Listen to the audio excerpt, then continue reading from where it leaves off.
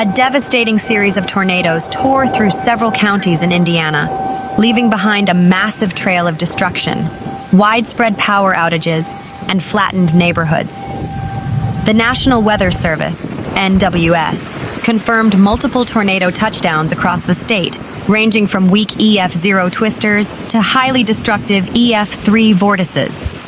Emergency management agencies, utility crews, and first responders have been deployed in full force to manage the catastrophic aftermath.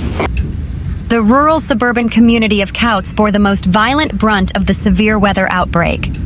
Upgraded to an EF3 rating by storm survey teams, the tornado-packing winds up to 165 miles per hour carved a wide, deep path of destruction straight through residential and agricultural sectors. Dozens of well-constructed, single-family brick homes were completely leveled or ripped entirely off their concrete foundations. In many neighborhoods, nothing remained but the subflooring and basement stairwells. Roofs and entire upper floors of two-story residential properties were sheared off and pulverized into airborne missiles. Massive steel grain bins belonging to local farming co-ops were crushed like aluminum cans, imploded, or carried hundreds of yards into neighboring fields. Heavy agricultural machinery, including multi-ton combines, tractors, and flatbed trailers, were tossed and flipped upside down. The sheer force of the EF3 vortex caused severe environmental damage. Decades-old hardwood oak and maple trees were entirely debarked, stripped of their branches, and left as jagged stumps. Soil scouring was visible from aerial drone footage, showing paths where grass and topsoil were completely vacuumed away by the low-pressure core. In Lake County, the city of Merrillville experienced an EF2 tornado that directly struck heavily populated subdivisions and commercial corridors. Local authorities described the impacted areas as looking like an active war zone. Entire blocks of suburban homes suffered catastrophic structural damage. The vortex tore off roofs, collapsed exterior garage walls, and shattered every window in its path, exposing home interiors to torrential rains that followed the tornado. Flying debris from destroyed fences and patio furniture punctured vehicle windshields and breached home walls. Strip malls and local businesses along major thoroughfares sustained heavy facade collapses. Large plate glass storefronts shattered inward, destroying retail inventory and causing internal structural compromises. Commercial HVAC units, weighing several tons, were ripped clean off the flat roofs of shopping centers and hurled into empty parking spaces.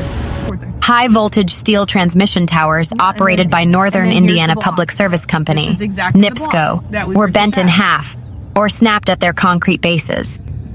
Live, sparking wires fell onto residential streets and house roofs, igniting localized structure fires that had to be contained by fire crews amidst the ongoing storm.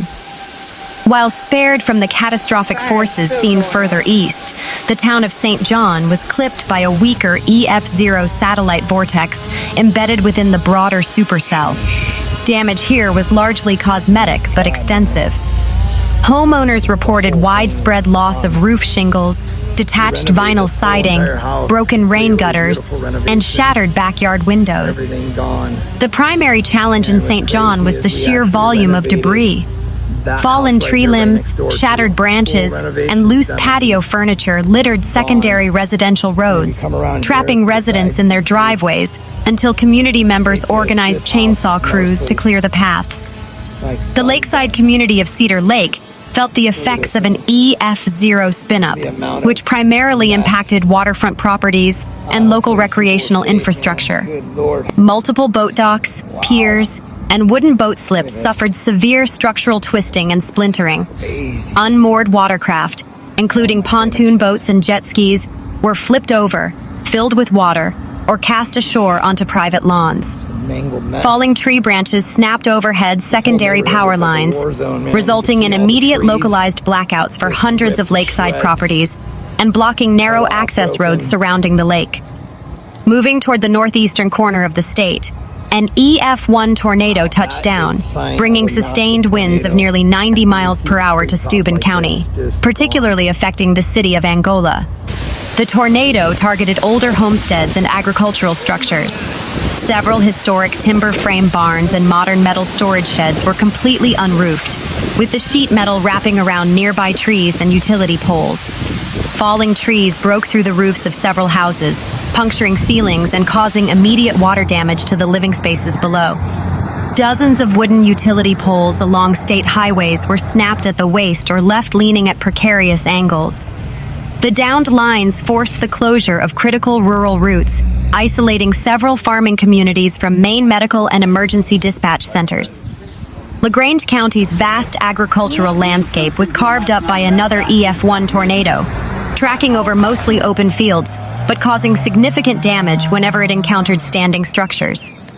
Unreinforced masonry outbuildings, tool sheds, and silos suffered total or partial collapses. The debris, consisting of sharp corrugated metal sheets, insulation, and splintered wood, was scattered across hundreds of acres of active farmland, presenting a long-term hazard for harvesting machinery. Major county roads were rendered entirely impassable for hours due to massive fallen trees and tangled webs of fiber optic and electrical wiring. Emergency crews used heavy earth-moving equipment to clear lanes for emergency vehicles. In west-central Indiana, the small town of Boswell was struck by an EF1 tornado packing winds close to 100 miles per hour, focusing its destructive energy on industrial agricultural facilities. The tornado tore massive holes in commercial grain elevator complexes. Metal cladding was violently peeled away from the structures, exposing thousands of bushels of grain to the elements. Modest residential homes on the periphery of the town lost front porches, suffered roof damage from flying debris, and had windows blown out by the intense pressure drops associated with the passing vortex. According to official statements from NIPSCO and auxiliary electric cooperatives, well over 30,000 customers were left completely without power immediately following the storm system. The destruction of major transmission corridors means that power cannot simply be switched back on. Rather, entire substations and miles of high-voltage wiring must be physically rebuilt from the ground up. Utility officials warn that residents in Kouts and Merrillville could face extended blackouts lasting up to a week. The human toll of the disaster is vast, with hundreds of families left homeless or displaced due to uninhabitable structural damage. In response, the American Red Cross, in tandem with local emergency management personnel, rapidly established a mass care emergency shelter at the Lincoln Community Center in Highland, Indiana. Search and rescue teams, accompanied by K-9 units, spent the night crawling through the wreckage in Kouts and Merrillville to ensure no residents were trapped beneath collapsed roofing materials or structural brick walls. Heavy tow trucks and state highway crews continue to work around the clock to clear primary corridors to allow emergency medical services, EMS, unhindered access to damaged neighborhoods. Meanwhile, a violent outbreak of severe weather and multiple confirmed tornadoes swept across Ohio over the weekend of June 13th to 14th, 2026, leaving tens of thousands of residents without power and inflicting severe structural damage across multiple municipalities. Coming closely on the heels of the June 11th multi-vortex system that shook neighboring Indiana, a dynamic cold front collided with unseasonably high moisture levels over the Ohio River Valley, triggering a series of intense supercells. According to preliminary field reports from the National Weather Service, NWS, local storm survey teams have been dispatched across northeast and western Ohio to determine the exact track and final enhanced Fujita, EF, ratings of the twisters. Initial radar indicators and damage patterns point to a mix of EF0 to EF2 vortices, accompanied by straight-line downburst winds exceeding 75 to 85 miles per hour. The densely wooded suburban neighborhoods of Cleveland Heights suffered an overwhelming amount of tree-related structural damage as rotating winds clipped the area. Dozens of century-old hardwood trees were completely uprooted, crashing directly onto residential rooftops, porches, and parked vehicles. Significant damage was documented along the intersection of Cecil Place and Belfield Avenue, where several multi-story homes were breached by falling trunks. Neighborhood streets were rendered completely impassable by a thick gridlock of splintered branches, leaves, and tangled secondary utility lines. Municipal public works departments mobilized chainsaw crews to systematically carve out emergency lanes. Along the shores of Lake Erie, Lake County bore the brunt of a mature line of storms that clocked peak wind gusts of 75 miles per hour and triggered localized spin-up warnings. Waterfront recreational facilities felt the immediate wrath of the system. A large red SUV parked near the marina complex was completely crushed when a massive tree snapped at the base and flattened the vehicle's cabin. Private docks and shoreline wooden structures suffered twisting and partial splintering due to sudden atmospheric pressure drops and accompanying high waves. East along the lakefront, the resort community of Geneva witnessed spectacular structural damage to localized tourism landmarks. High tornadic winds struck the exterior grounds of the popular Old Firehouse Winery, completely toppling its outdoor Ferris wheel. The massive metal amusement structure was bent and laid flat on its side, drawing crowds of stunned onlookers and prompts for immediate structural zoning cordons. Heavy torrential downpours directly following the vortex caused rapid flash flooding. In Ashtabula proper, vehicles were photographed stranded in the middle of submerged corridors with doors flung open as drivers escaped rising waters. Suburbs immediately surrounding the Cleveland metro core faced immediate transit lockdowns. In Brooklyn, the severe torque of the high winds literally pulled large, healthy trees entirely out of the earth, tearing up municipal sidewalks and private lawns in the process. WKYC 3 News camera crews captured emergency highway workers actively utilizing front-end loaders and industrial chippers to clear main thoroughfares that had been blocked by roof shingles and shattered tree trunks. Extensive drone and aerial photography captured a menacing, fully mature wall cloud rolling across the LaGrange County Regional Airport before striking the city of Elyria. Minor structural damage was reported to airport outbuildings and unreinforced perimeter fencing. In the nearby village of Grafton, neighbors reported a deafening roar as large backyard pine trees snapped like toothpicks, crushing fences and damaging detached garages. The weekend storms heavily battered the Northeast. Rural counties in western and central Ohio are still reeling from the broader active system that has dropped early season twisters across agricultural zones. An EF1 tornado previously carved through outbuildings and unreinforced barns, shearing off corrugated sheet metal and wrapping it around regional transmission lines.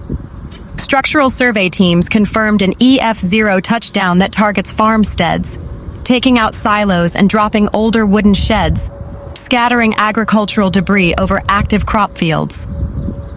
According to local electricity providers and regional emergency coordination desks, over 100,000 customers across Northeast Ohio were thrown into pitch blackness as the primary storm line swept through. The overwhelming cause of the blackout stems from high-velocity rotating winds, forcing large tree limbs onto local distribution transformers and snapping overhead utility lines. First Energy and municipal power crews have initiated round-the-clock emergency shifts, prioritizing the clearance of live wires from flooded roadways before attempting to rebuild broken crossarms and pole mounts. Local police departments, including the Stark County Sheriff's Office, have urged residents to exercise extreme caution during cleanup operations. The combination of standing floodwaters and downed electrical cables poses an invisible, fatal threat. A destructive line of severe weather tore through northern and central Illinois alongside the sweeping multi-vortex severe system hitting the Midwest, causing widespread infrastructural devastation, flattened commercial sites, and massive power grid failures across multiple municipalities. The National Weather Service, NWS, confirmed that a violent clash of atmospheric dynamics produced a mixture of rapid spin-up twisters and high-velocity downburst winds exceeding 80 to 110 miles per hour, impacting highly populated urban suburbs and rural sectors alike. Field reports from structural survey teams have categorized the severity of structural breaches, industrial collapses, and emergency recovery operations across the affected Prairie State communities. The industrial and residential sectors situated along the Will and Grundy County border bore a direct hit from a fast-moving, precipitation-wrapped EF1 tornado. Major commercial distribution warehouses suffered intense structural damage. High-velocity winds peeled away large segments of corrugated metal roofs, collapsing high concrete panel exterior walls inward. Semi-truck trailers parked at loading docks were rolled over, spilling freight across transit yards. In surrounding neighborhoods, mature trees were sheared at the trunks, crashing onto single-family homes, breaking porches and puncturing roofs. Flying structural debris pierced the windows of parked vehicles throughout nearby subdivisions. Further east into Will County, intense rotating winds and straight-line downbursts brought extensive damage to commercial thoroughfares and municipal power infrastructure. Dozens of wooden utility poles along major avenues were snapped cleanly at the base, leaving live high-voltage lines draped across wet roadways and obstructing emergency vehicle access. NIPSCO and auxiliary crews reported localized transformer explosions that cut off electricity instantly to thousands of homes. Local retail strip centers sustained heavy awning and facade damage. Large glass windows shattered under extreme pressure drops, causing extensive interior water damage as secondary thunderstorms dumped torrential rains directly into compromised buildings. Rochelle and the nearby tiny hamlet of Hillcrest experienced severe structural impacts reminiscent of historically violent tornadic tracks in the region. Legacy timber frame barns, modern agricultural storage sheds, and metal silos were completely leveled, leaving debris fields consisting of pulverized wood and twisted metal sheets scattered across hundreds of acres of active crop fields. Several older residential homes in Hillcrest were shifted off their unreinforced foundations, with top floors sheared away or heavily structurally compromised, forcing immediate emergency evacuations by regional search and rescue personnel. The unincorporated community of Fairdale absorbed severe tornadic forces, resulting in extensive property devastation and a coordinated emergency medical response. Multiple single-family homes were reduced to mounds of splintered timber and rubble, scribed.com. The core path of the vortex completely vaporized garages, fences, and detached structures, scattering household items over long distances. Fallen timber and downed telecom lines effectively cut off immediate landline communications into the town, requiring state police to deploy mobile command posts to coordinate rescue operations.